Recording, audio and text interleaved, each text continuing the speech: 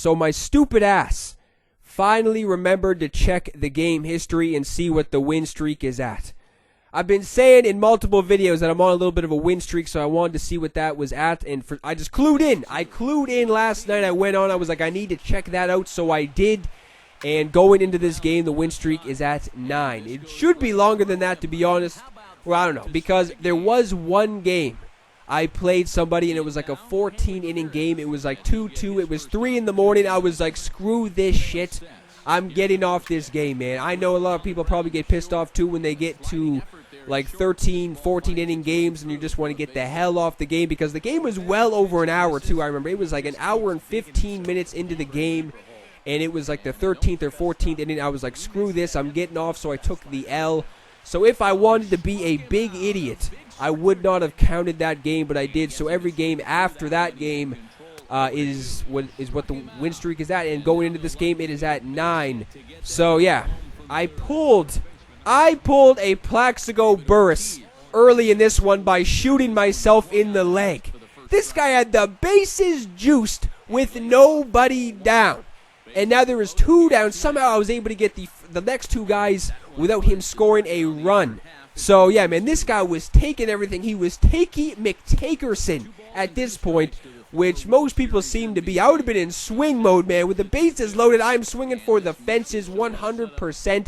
But I'm able to get 2 down. Still the bases juiced, obviously. And Ortiz, he's swinging and missing at a fastball right down Broadway. How the hell did I get out of that with a donut on the board from my opponent? That is insane.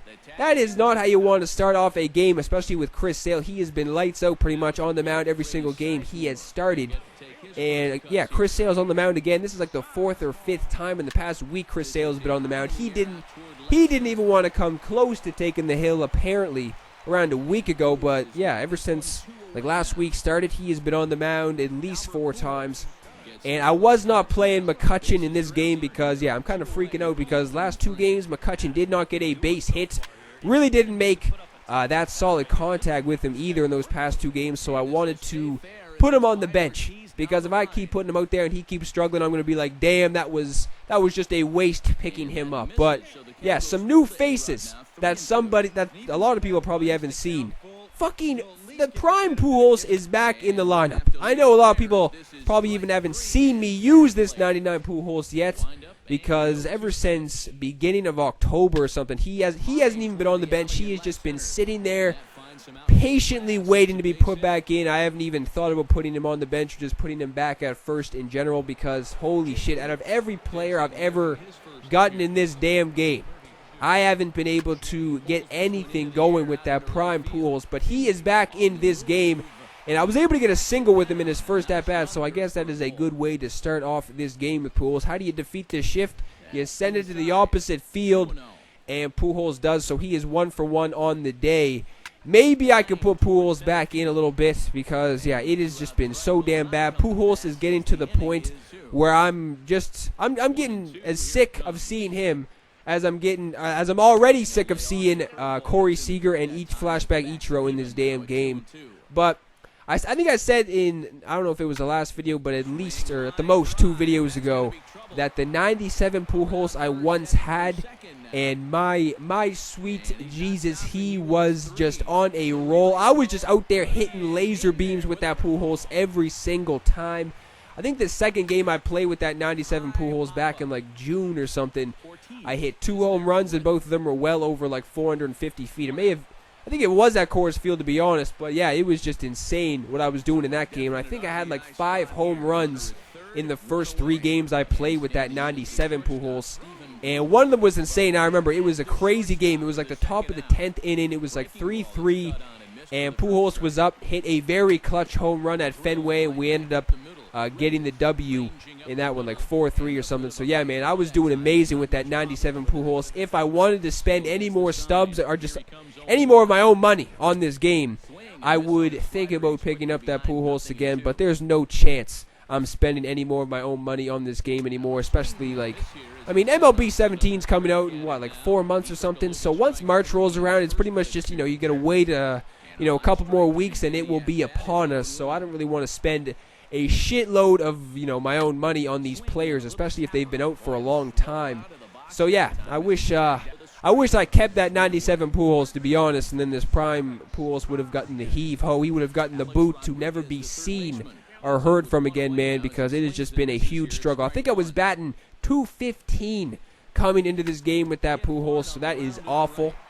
And yeah, I was hoping he could get off to a good start in this game, which he did with the single. A-Rod getting robbed right there. Look at that play from Ortiz.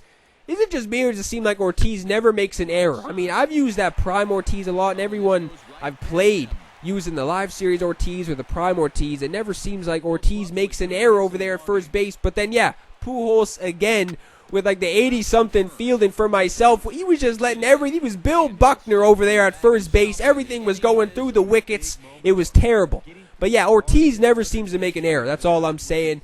And after that first inning, I was kind of settling down with Chris Sale. I mean, I think I got into a little bit of a predicament in like the fourth inning or something. He got two guys on, but I was able to get out of it again.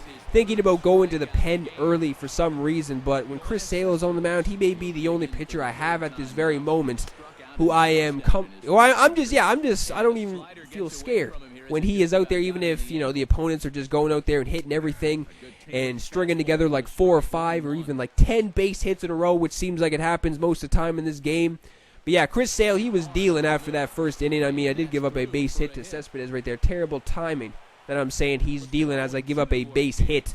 But this guy had a good amount of lefties in his lineup too, and I was taking care of all the lefties, able to get out of that inning again, striking out Ortiz. Sizemore, he was on the bench too for a couple games. I have no idea why. He came back in. He was just, he was picking up where he left off, hitting fucking frozen ropes and home runs and getting like first game he came back in, he was like 3 for 5 or 4 for 5 with 3 singles, I'm pretty sure. And yeah, I think Pujols earlier in this game was not able to, earlier in this game, I think I struck out with Pujols too. And this is the main damn problem with this 99 Pujols, man, is that shift. That damn shift, you can't get anything up the middle. For anybody else, that would have been a single up the gut. But for him, everybody knows that is not even close to a single. So yes, here I am biting myself in the ass yet again for like the 3rd time in this game. Here we go. Johnny lay down the bunts is in this game as well. Everybody seems to be him these days. So he lays down a bunt with the prime Reyes, and he gets to first easily. So bases loaded again. Pass ball. I'm able to get him trying to score. Didn't even look like I tagged him right there. I thought he scored for sure, but I tagged him out with Kelvin Herrera is now in. So yeah, that was very lucky for myself. I don't even know why Herrera left the plate, but I did tag him out, and then I'm getting Hanley Ramirez swinging to get out of that inning. This guy should at least have like 4 runs on the board, man. It is insane how I'm getting out of these jams. But when shit like this is happening in this game, things are going your way. So I'm looking to get off to a good start. Now in the bottom of the 7th, A-Rod. He is sending one pretty deep to right center at Coors Field. That is off the wall, so that is an easy triple for even A-Rod. Thinking about sending him home right there. That wouldn't have been close. I would have got my ass thrown on a home plate. But now Steve Finley, the hit machine, he is 2 for 2 in this game so far, hitting a weak little chopper in front of home plate, but I'm able to score A-Rod right there. So now I'm taking the lead 1-0 with Sandoval coming to the plate with nobody out. So I'm looking to string together some base hits, man. I haven't really got that much going in this game so far offensively. Pablo gets a base hit. Steve Finley, I don't even know what I was saying right there. I think he had Cespedes in center field, for some reason I'm going to third, and I make it in there. So that's a huge shocker. Cespedes wasn't able to throw him out. And then J.J. Hardy is now in. That check swing bullshit comes into play. But that may have been a good thing, because I'm able to score another run. Ball wasn't hit hard enough to get the double play, and I'm able to get a run on the board right there. And then Daniel Murphy just grounds out. Was not able to cash in that run from second base. So now in the 8th, he's able to get somebody on. I think that was the leadoff guy in the 8th inning. So he's able to get the leadoff man on in the 8th. So now Ted Williams is up. I've been taking care of Ted Williams in this game. He's trying to steal. That's what I'm talking about from Pablo. With that gun, throws him out. So there is now 2 down with Cespedes up. And this is somebody you always need to you always need to be careful with, man. I find I struggle against this Cespedes. I find every single time he comes to the plate, he is just killing me. I think he had a base hit in this game too, but I'm able to get him swinging right there with Billy Wagner. So I still got the lead going into the bottom of the 8th. Crawford, he was put back in. I always need to put Crawford back in at certain times, man. I just have that feeling that Crawford's going to come in and he's going to do some magic in the lineup. He's able to get an easy triple right there off the wall in right field. So Pujols, do something clutch, you bastard. I'm finally connected with one. I am connecting with one with Pujols, and that is just a... Look at this. Look at that arm, dude. If that was online, that would have had a good chance to get Crawford. Maybe not, but that was closer than it should have been with somebody with 97 speed. That was insane. That was a laser from center field. That was hilarious, man. I thought that was going to get me at the plate. If that was online, I was just freaking out. But yeah, I was able to get another run in, so I now got a 3-0 lead. I just need to shut the door pretty much in the 9th inning. I was thinking about putting the flashback Fernando Rodney in, but he's been just as lights out as this Billy Wagner too, so I was leaving Billy Wagner in. After a pretty lengthy at-bat, I'm able to get the second out on a fly out to center field to Crawford. So now with 2 down, I think this guy had the flashback Jay Bruce in his lineup too, and I'm able to get him swinging for the final out of this game. So now I got a double-digit win streak on the board. That is 10 games. The squad just keeps on getting those W's, man. Even with McCutchen not in the lineup, I'm still getting the wins. You know what happens when we get those W's too, man. Take a peek up to the nosebleeds. The fat lady is singing. She's got that beautiful voice.